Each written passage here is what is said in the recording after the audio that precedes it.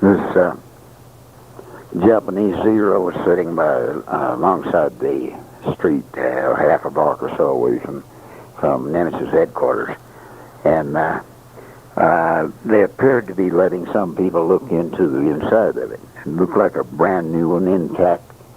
And I go and approach the sentry and ask him, was anyone allowed to look at that? And he half-heartedly says, well, yes, sir, letting people look at it. You may look at it. So I climbed up on the step, iron spike type step that extended from its side, and held on to the canopy and looked on the inside. I was utterly amazed. All the controls, rudders, the whole business was color-coded. And the rudders had looked like the top of a shoe on each one of them, riveted to it. So they went, when the Jap pilots got in the thing, they laced their feet into it. They went to stay. And by that time, they about run out of pilots. So they were using a lot of semi-literate type personnel. And they taught them to fly simply by color code. And you did everything that was in yellow, you did simultaneously in red and green and blue and all the other colors, some sort of a poetic rhyme type thing that you run through your head, and that's like your instructions for flying.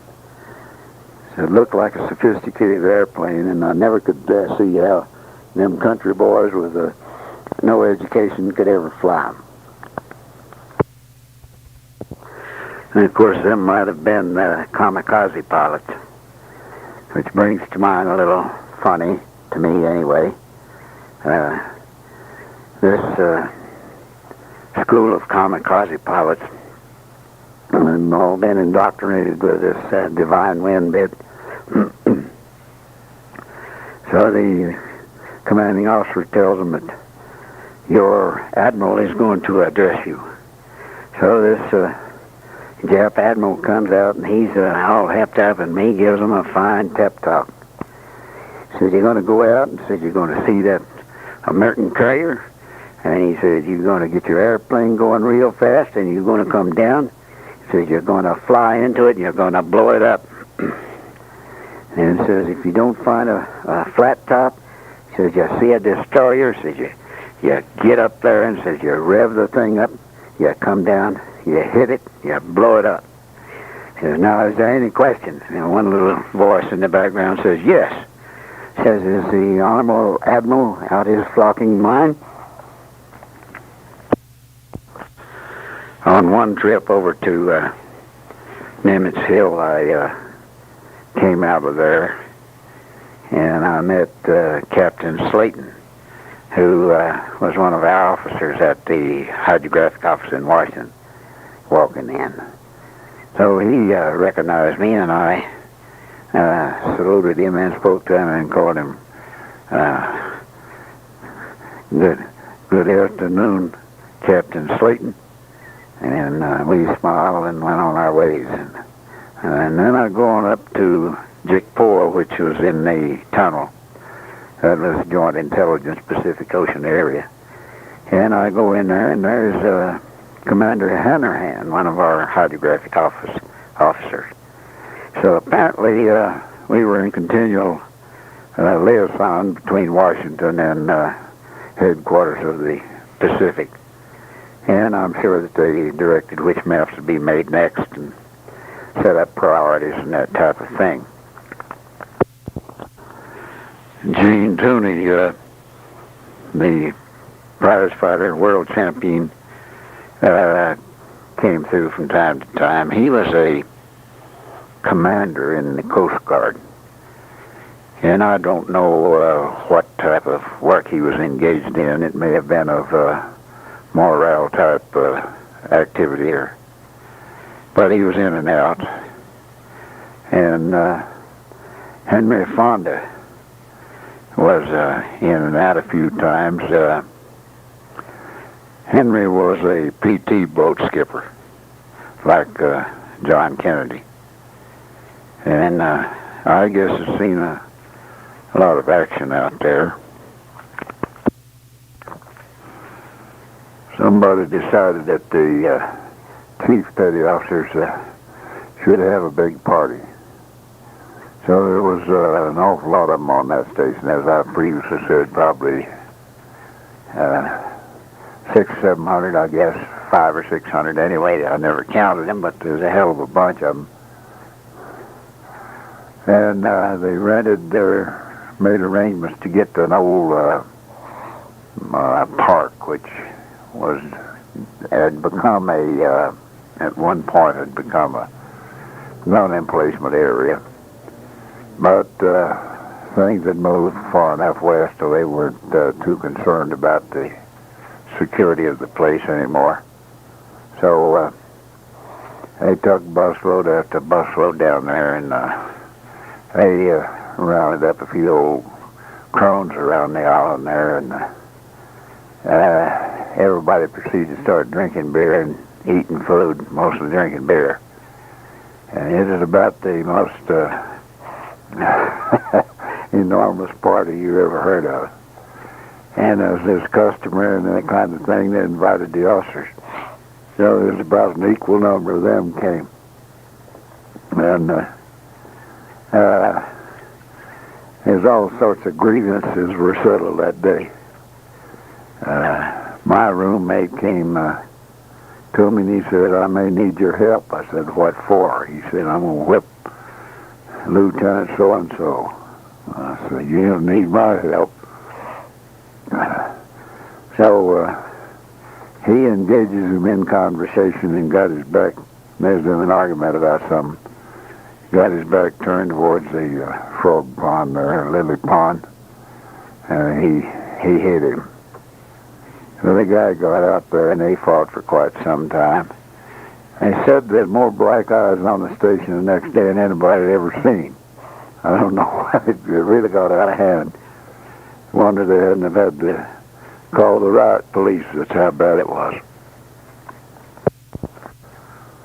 On another occasion, the people returning to the air station from the Kamehameha Highway had to walk about a quarter of a mile or more down a dark street to get to the entrance of the station. It was a paved street, had sidewalks, but no lights.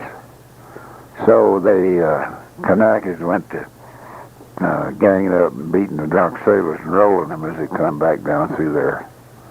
So one night they beat up some Army officer and some Navy nurse who he was escorting back to the station. And the word got out around there, and I was fairly early at night. So somebody said, let's go out there and get them. So somebody else was, we better call the officer in charge of the Marine sentries at the gate. Says they'll shoot you. So somebody called down there and told the head Marine officer there, says, don't let them sentries down there kill our men. Says they're in a foul mood, so they're going to go out of the station. So some naval officers running around there telling everybody as they left, I'm talking about hundreds now, headed towards the main gate. Says, throw your ID cards away. Says somebody will find them and you can collect them tomorrow or put in for a new one. Says they won't know who you are, so it'll be easier that way. So the whole mob goes outside and they start up that street there, and they'd been doing some ditching around there, so it was great big chunks of rock laying all over, coral rock, I guess. So they went to rocking them Kanaka houses on both sides of the street. I mean, they tore them, just about torn up, I suppose. And by then they had alerted all the civil police, all the MPs out of all the various Army forts around there, and Wheeler Field, and everybody else that was he even got some off the ships there to go up and contain this mob. So they commandeered the city buses, which were run by soldiers, as I previously stated, and they were the drivers. So they got all these white hats, officers, everybody that they could find, and got them, took them, threw them in a stockade somewhere. There wasn't no jails big enough to hold them. So the commanding officer of the station, he hears about this after the fact, on purpose, I'm sure. So he personally goes to all these containment areas where they had herded these prisoners in, vouch for them, and they turned them loose. So way along in the morning, the following morning, everybody was called onto the grinder. You never seen such a horde of people in your life. And the captain of the station, the commanding officer of the station, gets on a PA system and says, you know that you people been real bad. Says, you know that you got to be punished for this. He says, I'm going to restrict liberty 1 day. So that was the punishment. I never heard of anybody having any further trouble along that stretch of road.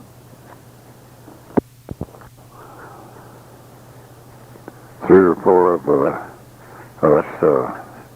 CPOs were in the Chiefs Club doing the usual thing, drinking beer. There was an old carpenter's mate there who had been in the Navy many years. And he was, had been on some of the big invasions and on some of the big ships. And we got to kidding him about something or other. Somebody's supposed to have had a high Navy decoration of some kind, and there's some discussion about it. So he said, hell, I've got one of them. So we don't believe in such a thing. We kept kidding him. The barracks was right across from the Chiefs Club. He says, come over to my room, I'll show you. So all of us 3/4 drunk, we went over to his room there. He gets down in his foot locker. He pulls out 3 Navy crosses. There was no more argument with him. One day I went up to up the Pearl City Highway on some sort of mission, and I saw perhaps 2 things that didn't occur much often. Up near Pearl City, I saw 3 black Navy ensigns. Now that was something. Nobody had ever seen a black naval officer. And this story's got a considerable ending. I understand that Samuel Gravely was the first black commissioned officer in the Navy, and that he was sent to Pearl Harbor. I don't have any idea if that was one of them was him or not, but it could have well been. He later became a first officer to attend the deluxe school for officers. I don't know if that was called the General Staff School or not, but it was the equivalent of it. I believe that's what it's called in the Army. Anyway, old Sam, he must have been a pretty good one. He continued on his first black officer to command a destroyer. And he said he had a pretty happy ship. I read different times. It got along well with everybody. Was respected.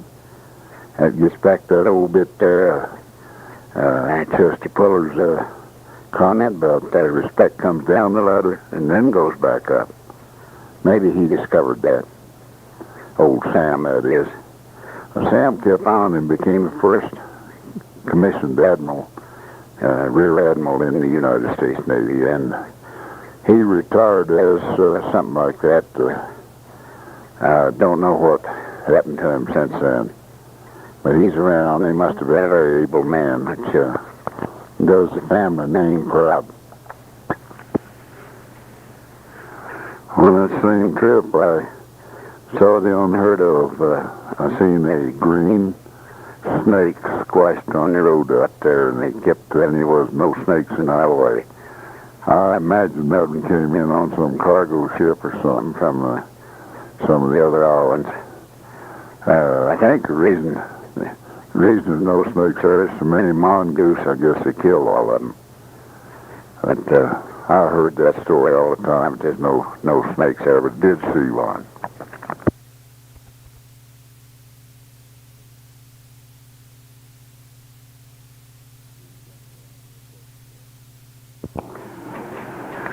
I'm going to wind this up pretty much. There will be incidents that I will later want to add to it.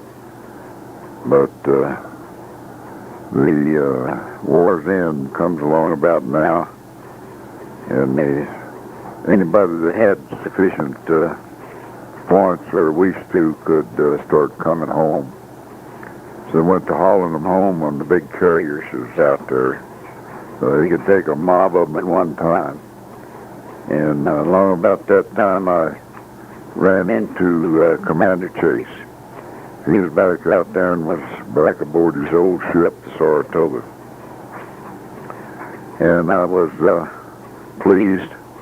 I ran into him. He asked me if I cared to join him on the ship and be assigned to the ship.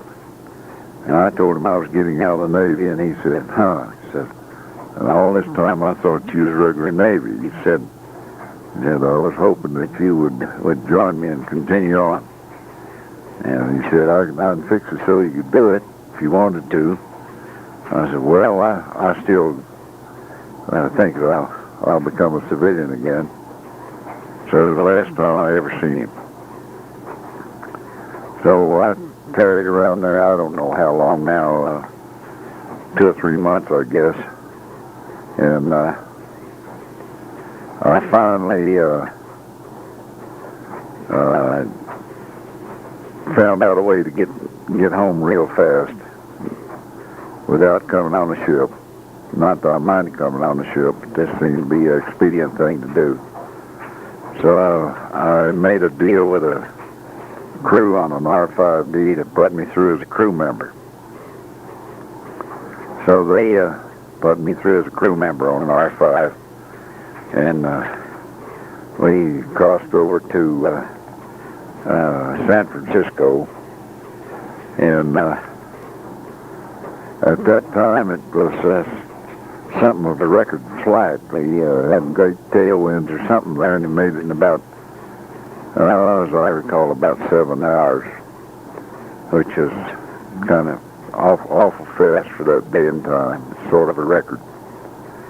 And when we were circling to land at Oakland, the irony of the situation kind of grasped me. We passed over Alcatraz, and the prisoners there had erected there's a great enormous letters around the side of the island. It'd be about like the Hollywood sign in Hollywood, and it said, "We knew you'd be back." I thought that was ironic as it could be. So I got there to Oakland, and there wasn't no available transportation east. So I went to Shoemaker and was paid off in Shoemaker, California. And I went down trying to get out of there to come home, and I had to wait about 4 or 5 days, and I came on a grimy, terrible troop train. I came to Colorado. And it was cold. It was a big blizzard on around here, and I got in Denver 3 below zero, and I just about froze to death. So that pretty well took care of that. I'm going to skip my civilian employment between the end of World War II and the Korean War. I'll cover it at a later time by itself.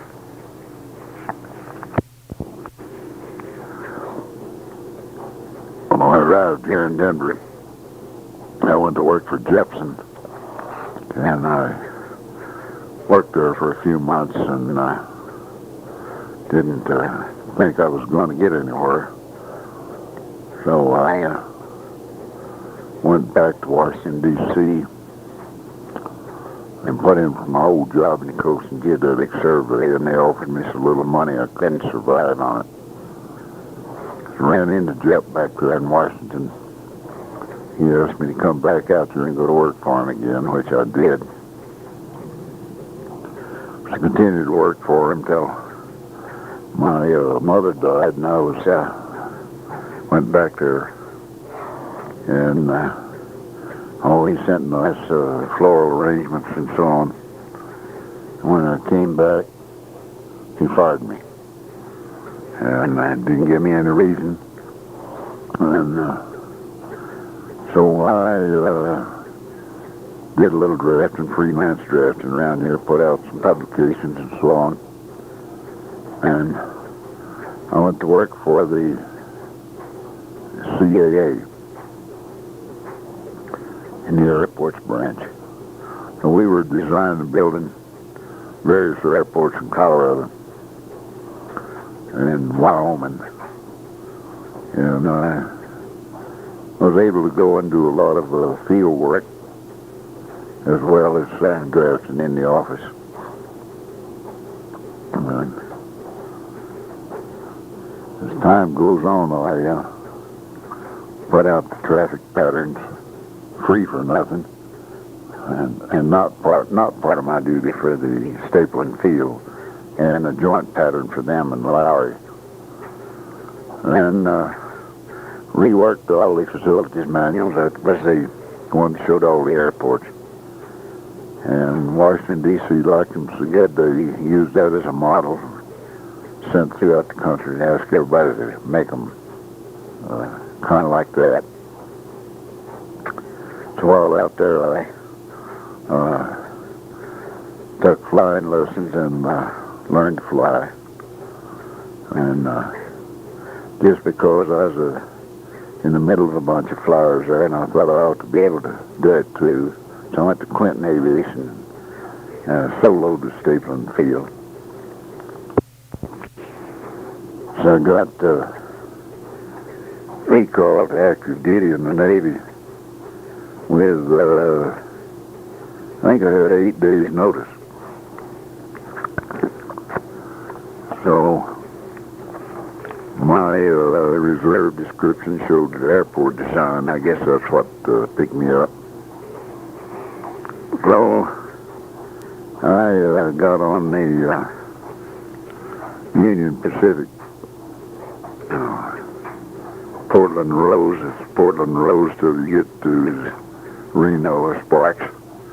Then it splits up and becomes something else, goes on down to San Francisco. One segment of it goes to Portland. So I arrived in San Francisco and was I checked in for transportation, and here is a 4-door sedan.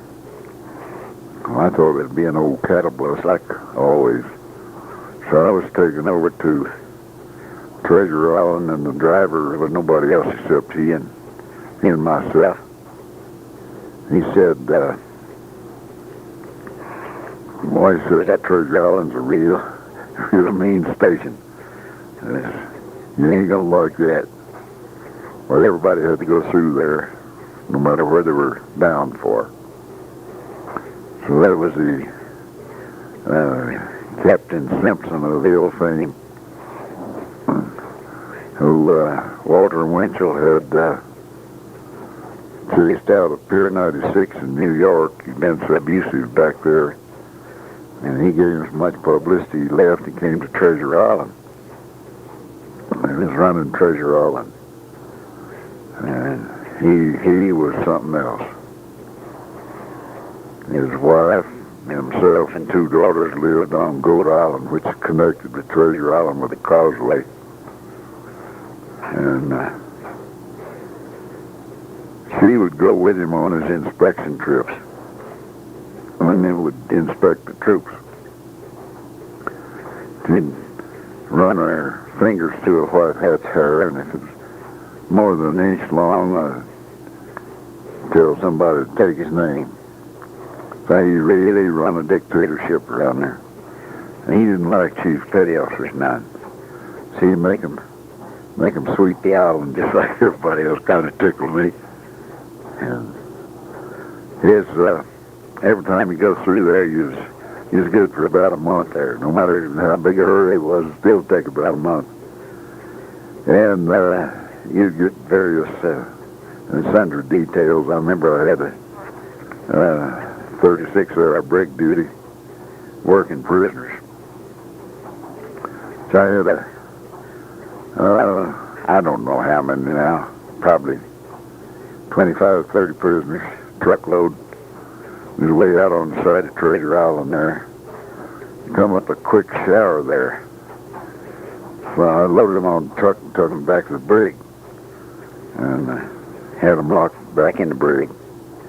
Somebody they called me on the carpet. He's just giving me unholy hell for coming back like that.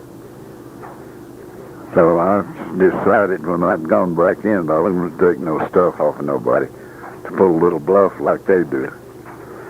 So I looked at whoever it was eating me out in the eye, and I says, Native regulation says that you cannot work a prisoner in the rain. It does? Yes, it does. So there's no more said about it. Of course, I didn't know if it did or not. Sounded pretty good to me.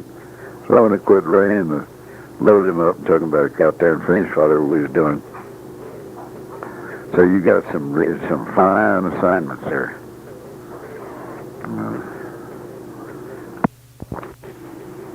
Just calling back all the old chief petty officers. A lot of them had old World War II uniforms, which had more buttons than the current one.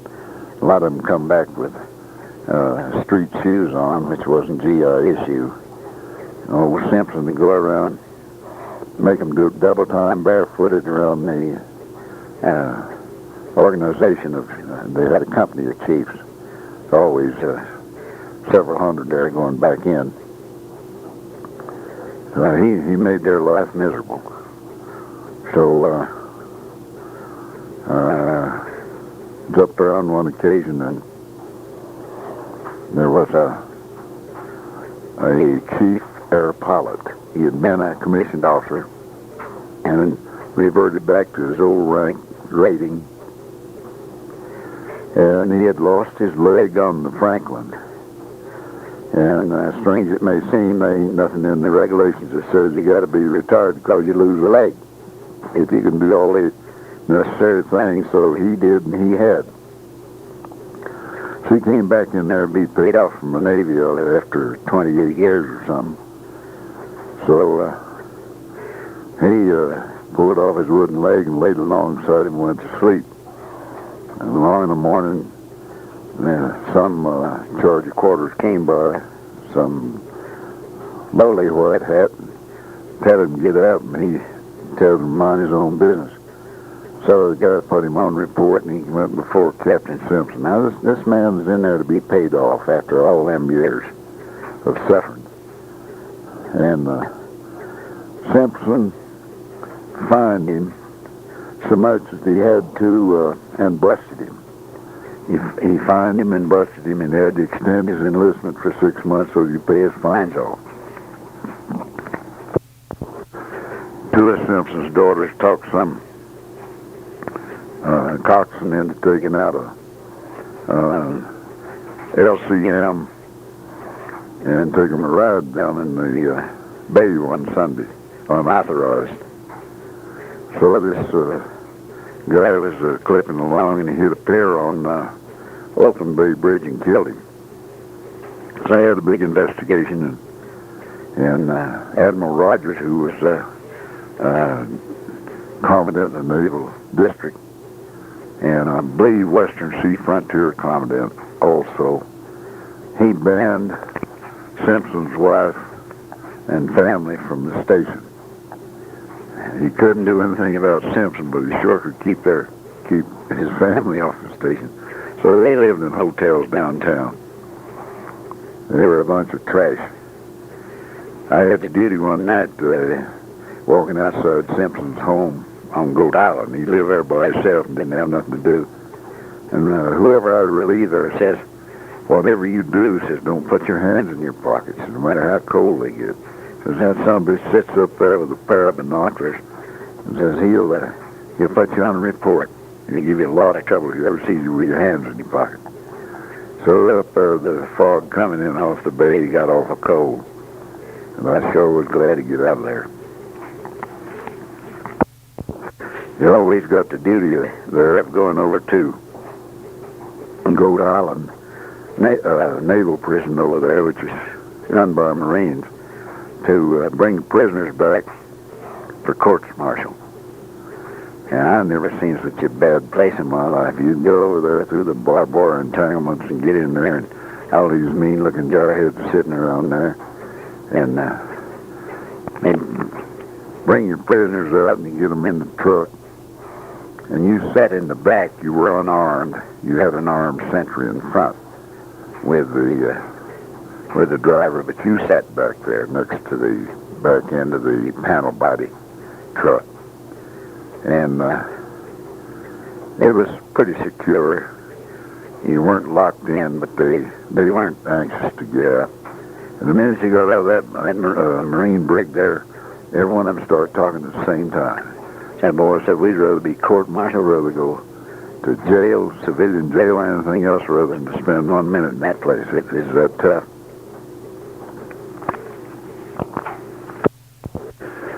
They finally made up a draft and posted a list of people going out. So my name was on it. So at the appointed hour, I got on a bus going to Travis Air Force Base. And there the military air transport would take you out, or their contractors. So I went up to Travis, and while there I saw Howard Keel. He put on a show for the departing troops. So I went aboard a Pan American Airways contract flight. And first time I was ever on an airplane flight, several people aboard had weapons with them, visible. Red Cross people going out. I was surprised they even had them. They was going to Korea. So we went to, flew out to Pearl, and at Pearl I got on the R5D, which had a cargo of mortar shells lashed down in the middle of the deck. And it was en route to Korea. So I set up too late, and I got to top bunk. They had rigged litters at night. We had landed at Johnson Island and ate there, and got back for the long flight to Guam. And I was in this top bunk, and we was in quite a thunderstorm out there. And the plane pitching around a lot, and I decided that I'd better stick my arm through these straps and keep from falling out of the bunk. And I got to thinking about that. I'd pull my arm out of the socket if I got thrown out. So we had a miserable flight. Got up to Guam, and then from Guam to the Philippines, and we landed at Clarkfield. And at Clarkfield, I got on a widgeon and went up to Subic Bay. and I was en route to Korea. From there, I was going there to await transportation. And they send you up on these wooden hull frigates, which they were using to lure artillery fire in the Yellow Sea, and run these through the minefields because they didn't attract mines like the metal ships did. So, and that would have been the trip up there to my assignment. So while in Subic, I get this telephone call. They asked if I would come and talk to somebody. And I went to the administration building. I met a Commander Randall of the Naval Civil Engineering Corps. And he told me that he had put in for a airport man and a map draftsman and all that stuff. And that he had been informed by Navy teletype that there's one passing through there. If he could intercept me, that he might could acquire my services. So he asked me how I felt about it, and I told him I guess it'd be all right. I didn't know what was in store up in Korea. So the guy that had the job that he wanted me for had killed some native's dog, and then got in a big powwow about it around there, so he'd shipped him up there. So somebody or other seen him at a later time on some hospital ship. He'd gone up to the 1st Marine Division in Korea, reported in and told them I'm your map draftsman. They tell him, well, draft maps. He says, what with? I said, I don't know, what do you use? So some of them took pity on him, took him out there and shut him out to protect yourself a little bit. Most Navy people never had any weapons training or anything of that nature. Very, very inadequate on it. So he had got hurt or something was on this hospital ship and somebody seen him. I guess he had a real tough time up there. Meanwhile, I'm down there running his old job. And because I had been longer in raiding than anybody, including the existing leading chief there, and this outfit was going to survey the Subic Bay Naval Station in the airport, and new airport was going to be built there. I became the leading chief of the CB outfit. And I know about as much about CBs as I did about lots of other things. So, getting a little ahead of my story, I said that I'd gone to Subic Bay on a Widgeon. I did not. I went to Cavite on a Widgeon. And I went up to Subic Bay on a small supply vessel called the Mark, and whose captain was a warrant officer named Brewster. So I'd gone up on that. So back to my story. So I ended up being the head non-com in this CB outfit because I was longer in grade and because I had a permanent appointment. So when you go in a situation like that, you make an enemy out of the guy that you throw out of the job. The first thing you do, you fire everybody that he's got all his first class that does his work for him. You get rid of them and get your own. And that's the only way that you can do it and survive. So we were building an access road and doing the survey for what later became QB Point, Subic Bay Naval Air Station. And it was abandoned 2 or 3 years ago when they pulled out of there. Coastal Oil and Gas leased their tank farm. So they're in the oil business out there at the old naval station. So this station was at a town called Longapo, which is on the military reservation. And the Navy provided fire service and water and all them things to the town. And that was furnished by desalting plants. They didn't use any any local water for obvious reasons. There's lots of it, but it would have been impossible to maintain a water system like that. So all the water out there was from these types of facilities, desalted.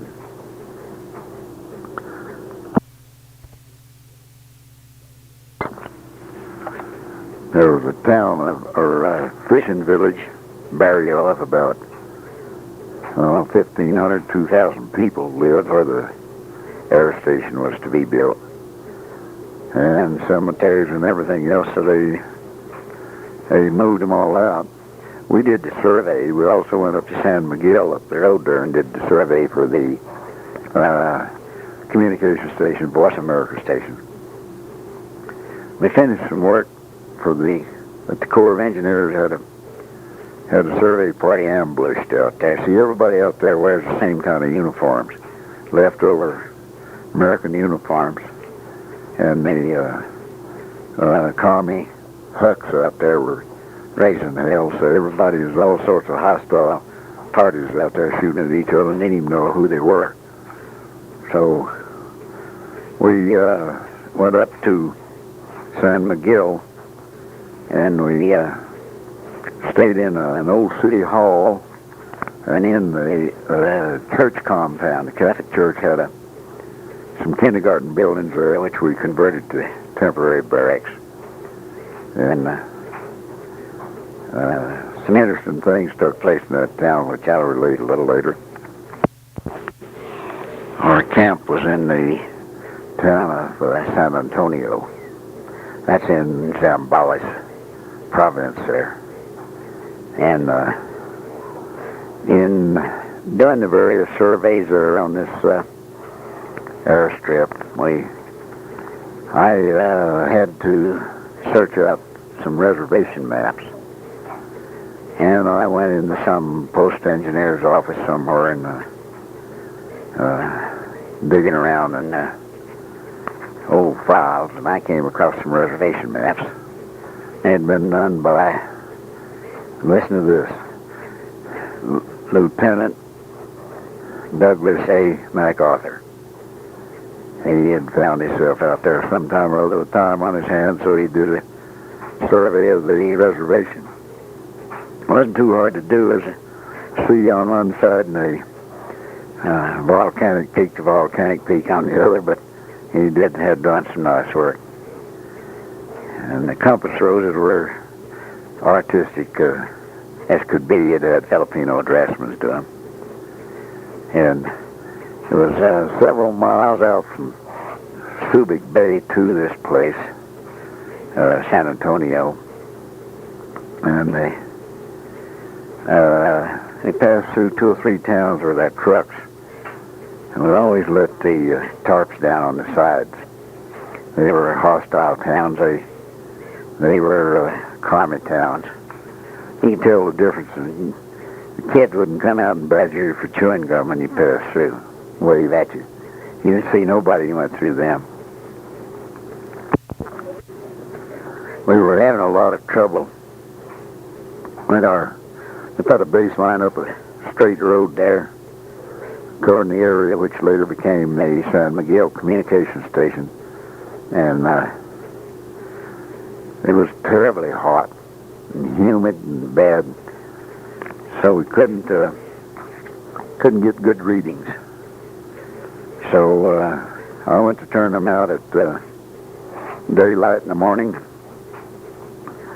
and we'd knock off about 10:30 in the morning, then go back to work about 2:30 and work till dark.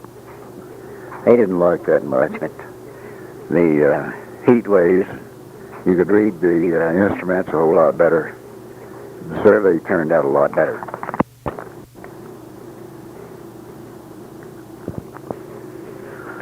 There was a little Marino priest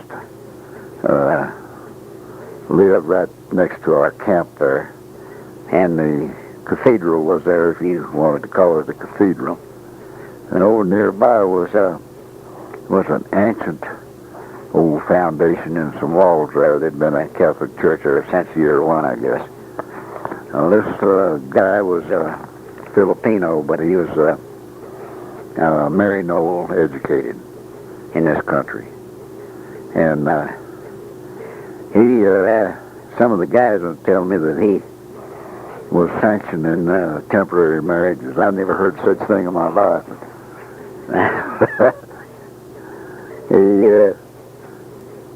I did different things before I got friendly with him. He used to refer to me as the heathen, because I wasn't Catholic. So some of these Italian boys in the outfit, they wanted to help him do some work on the church, and they didn't have any material or anything, and all that the Navy had was 3/4-inch plywood, 4x8 sheets. So we diverted a great enormous supply of that to him, and we diverted several 5-gallon cans of Navy gray paint. I can't tell you, I never was in it after the work was done. I don't know if they painted the inside of it Navy gray or not, but I wouldn't doubt what they did. But he was appreciative, and we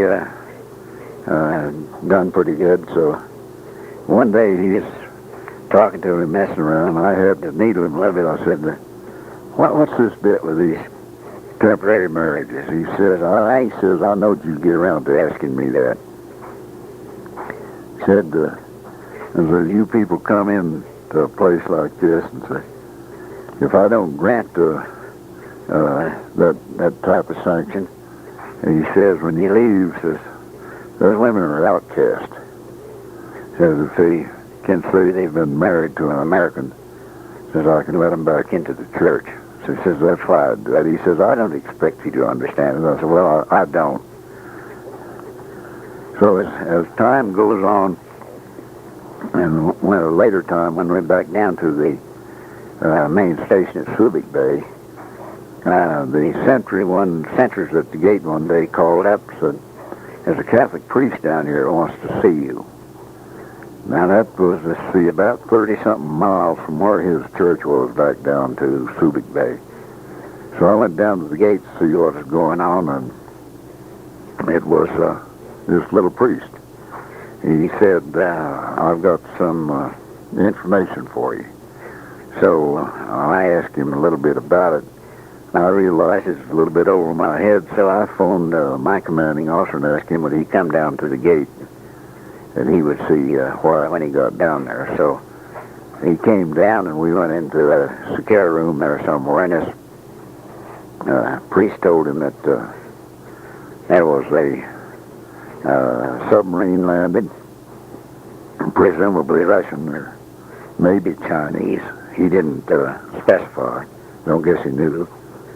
And put ashore several agents and several cases of guns and ammunition and so on. Told exactly where it was and the whole thing. So we thanked him profusely. And a few days later, he sent me a letter and asked me if I would buy for him a Navy raincoat. And he said, I will repay you. So I went to the ship store and I bought him a blue Navy raincoat. And we arranged for him to get it. He wanted it as part of his clerical garb. And another thing we had diverted to him in our zeal there, the coffee goes out there in 5-pound tins. So coffee's the scarcest thing in the world there at that time. So we give him a 5-pound tin. So he asked me if it was all right if he gave the bishop sign. That'd be the Bishop of Manila. So it's your coffee. You do what you please with it. So about the time we were ready to leave, we received this invitation for Randall, the executive officer, and myself to come to a dinner at the Bishop of Manila's home. And we had to decline because we was leaving. So he showed his gratitude. This little priest showed his gratitude at his return. Well, about shortly after school was out in the afternoon, the local schools you'd see this great cloud of dust rise over the town. And you'd inquire to find out what's going on, and it was part of the school kids' duties to turn to and sweep the town down. From stem to stern, pick up every piece of litter and everything else. So the town was extremely clean.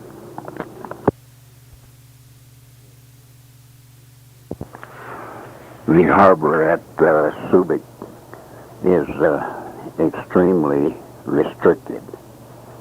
And the main reason being that there was a Japanese prison ship sank in there, and there's another ship or two, but the Japanese prison ship was the one that was misidentified as being such, and there's several hundred Americans who lost their lives on it. The Japs machine gunned them as they tried to come out of the holes when the attack began. So it's laying down there on the, about half of it's hanging over the edge of the reef.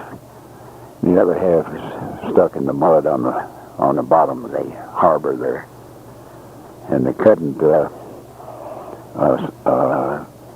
merchant vessel, good-sized ship that knows about it can maneuver it correctly to get in and out.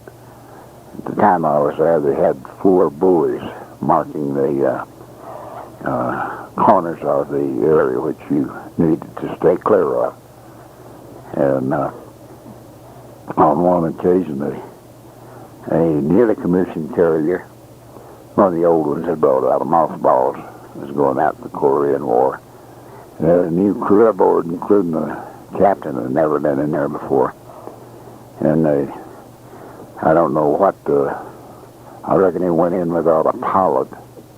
I didn't see much pilot activity around there. I don't know. Maybe they didn't have any, but the dock had been built after World War II, and it was about, I guess, a little over 1,000 feet, maybe 1,200 feet long.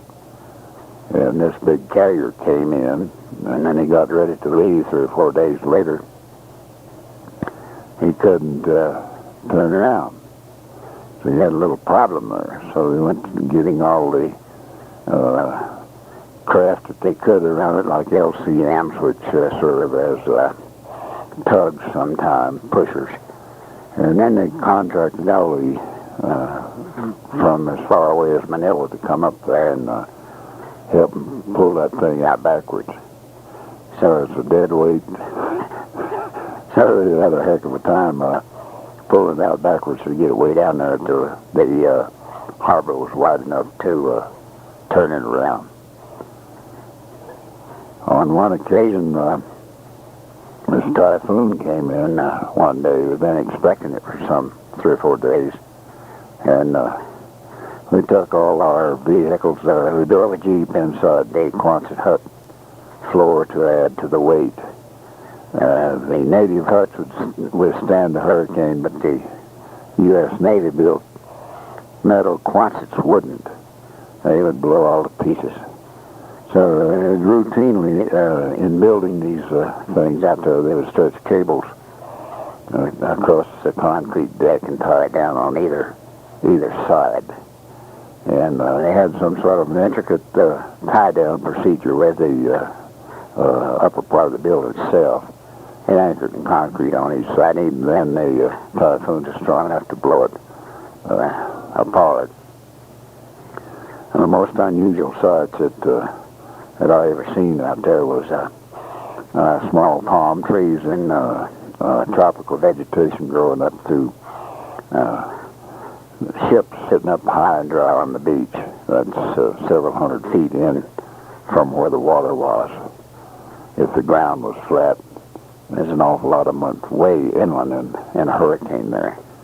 See, the U.S. Navy, when they left out there at the end of World War II, they tied up literally hundreds of all kinds of classes of ships up the various little inlets and anywhere they could. And these storms come in there and break them loose. And this one big storm come in there, and I saw an LCT sitting high and dry way out in the out the bones. So with this thought in mind, many of them out there are very cautious about what might happen to the station. On one occasion, we had a big storm came in there, and the authorities in the tower there control the harbor. They say they saw a ship coming in without any lights, and they alerted the whole station. They didn't know who it was. At that period of time, the Russians was the bad guys, and nobody knew what they might undertake. So this great big ship been a merchant class ship, very big, come into the harbor in this storm. And they challenged it, and nothing happened, and they had everybody turn to around there to see what's going on. He came sailing into the harbor, sailed up adjacent to the plank dock, and they thought sure it would hit it and demolish it. He moved up to about the proper position on it, and seemed to pause, and slid sideways and barely hit the dock. No injury. You couldn't have done it better if you'd had a fine crew aboard and power. And it was a derelict ship. And it was a Chinese couple living on a fisherman. And they were scared to death. I could see why. That thing came in, and the native there, Subic, got crews aboard it. They tied it down to the dock. The next few days they towed it back out and anchored it back probably where it was or where it's supposed to be. Of all the numerous ships out there, they gave them to Chiang Kai-shek up in Formosa, so he sent some general down there to inspect them, and the general seen a good chance to make a lot of money, so he stretches this out for about 2 years. And he stripped these ships. He took every instrument, everything that was in them out, stockpiled them in the boonies. And he goes back and reports to Chiang's government that the Americans gave them a bunch of ships, but they were stripped down. It wasn't no good. Well, he said, the good fortune is I found that the parts are still in the Philippines, so we can buy them and put them right on. So in the meantime, he had been to San Francisco and set up a United States corporation. And he sold them back to his own government. And he made many millions of dollars, and they caught on to what he was doing, but he managed to escape. Last I heard, he resides in Mexico. We had completed the San Miguel communications job, Voice America, outlying antennas, aeronomic type things, and putting down some of those that were in dense areas for vegetation. Normally we try to pick a little hilltop if we could find one, and we made a deal with the Flip government to go in there and napalm bomb these tops to get the vegetation out of the way. They seemed to enjoy it. It served a good purpose for us. But after the job was done, we had time on our hands, and Commander Rundle decided that we could let the men have leave to get them off the station just to go away, because the station kept barring them for work details and other things that nobody wanted to do. We had several flatbed equipment operators, and they were pretty big in demand. I know the California Bear, which is a small supply vessel, came in there and had to be unloaded. So they called up and barred all of the truck drivers we had. And they unloaded as fast as they could because there was a storm coming in. There was nowhere to maneuver a ship there if a storm hit. So some of these guys stole a carton of cheese, a wooden carton. And you never heard such hell raising in your life as the station did about this one missing. And I myself helped consume it. I didn't think it was missing at all. So we let the men go down to, most of them kept a skeleton crew to let them go down to Manila on Liberty. So it's 120 miles down the bay, and then Navy ran an AKL, which is a small supply vessel, cargo vessel that hauls everything and anything.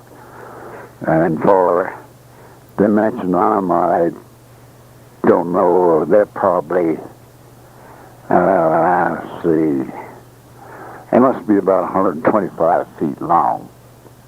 They're pretty fair-sized ship. You can haul 2 or 3 trucks on them and cargo of pretty heavy nature. So every third day this thing would come up, stay overnight, and leave the next day. All the personnel and everything else that was going down. On about a week, and this one day I heard the whistle blow on this